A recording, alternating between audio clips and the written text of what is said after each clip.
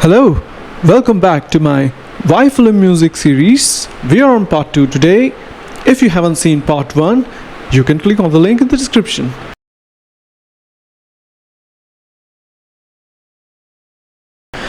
Some of you would know me from the Renaissance Annie Haslam fans groups on Facebook, and many more would know me as Roger That on Prog Archives. Yeah, that's me. So, how did I become a progressive rock fan sitting here in India and without actually meeting prog rock fans face to face before listening to my first few progressive rock tracks? Well, one reason for that is the internet, but the other is Ilayaraja's music. It familiarized me with instruments, tones, and even particular ways of just developing a melody or a chord progression that I would later recognize in prog rock. And this sense of familiarity almost made classic rock feel like a homecoming for me. Well, almost.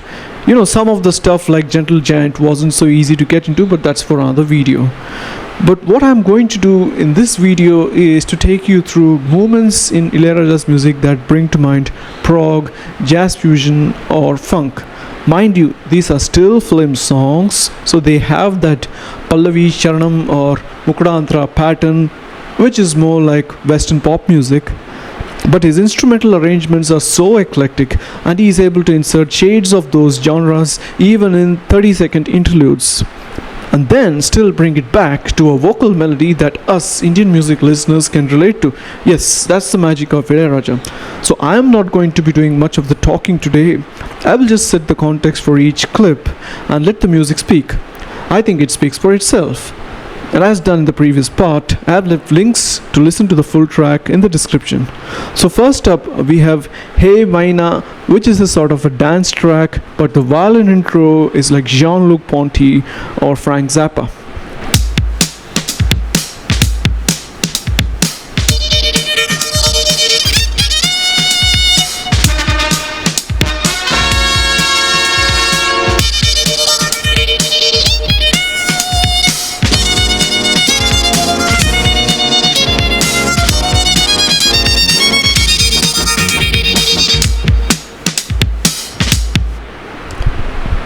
Next, we have Va Va Pakam Va, another dance track, but it's a bit of a slow burner. But the first interlude has wonderful saxophone and guitar, followed by a flute passage, which does evoke Andrew Latimer's soothing flute playing in so many Camel tracks.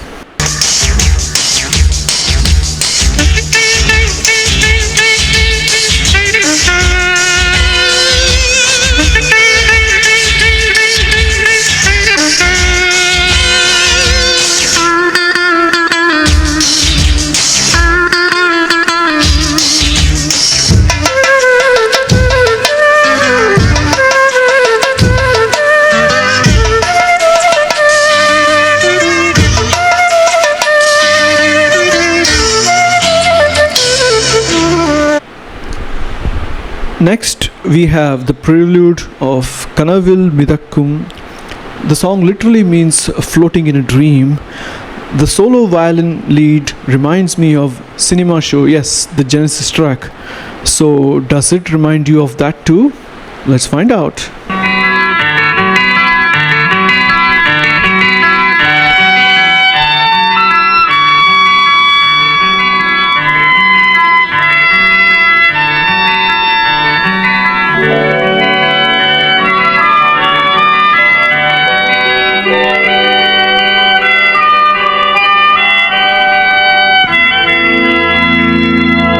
Next up, another beautiful flute piece, but this is not from a song. So here I am going to give a lot of context.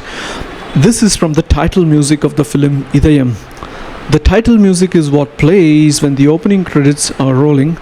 There was a time in Indian films when they took 2 minutes just to get through the title credits, and Ilayaraja understood that people get bored waiting for the credits to end, so he would fill it up with amazing music. I have put up the title music in the description, but take my advice and do not watch the film. Do not get tempted by the music. You can thank me later.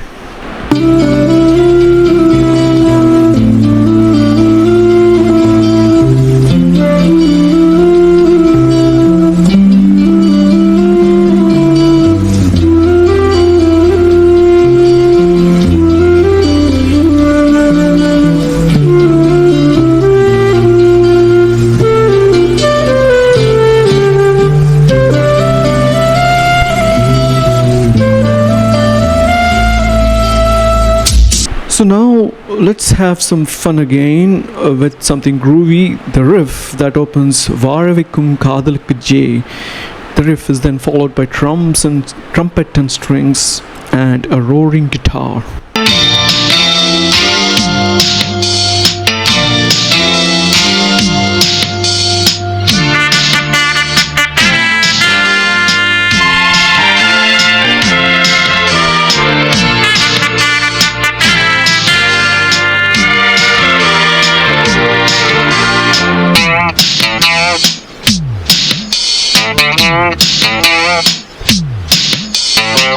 So now coming up to the grooviest thing that I've ever heard from Ilayaraja.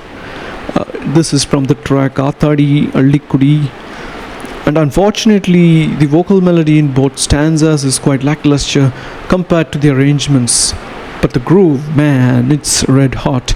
I'm going to play the prelude, the first stanza of vocal melody, because the groove is great there too, and then the interlude, which has a wonderful roaming bass line. Yeah, don't miss it.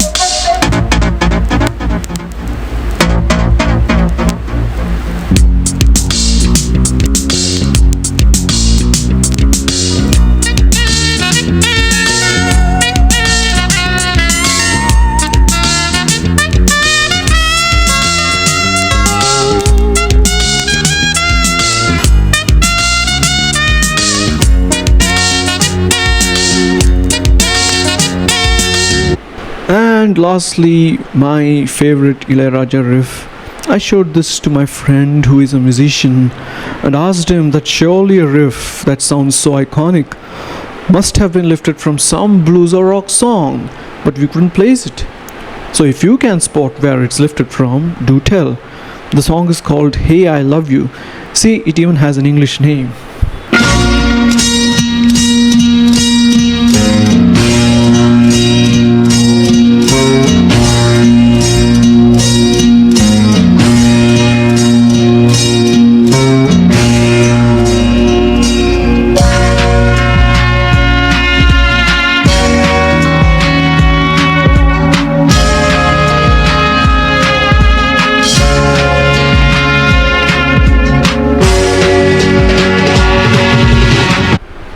Right, so I'm going to stop here.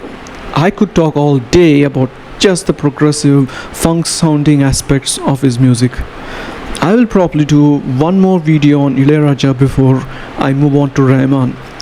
I really think that if you get to grips with Ilayaraja and Rahman's work first, then it's easier to move on to the older film music, which might sound less Western. Obviously, for me, it was the other way around.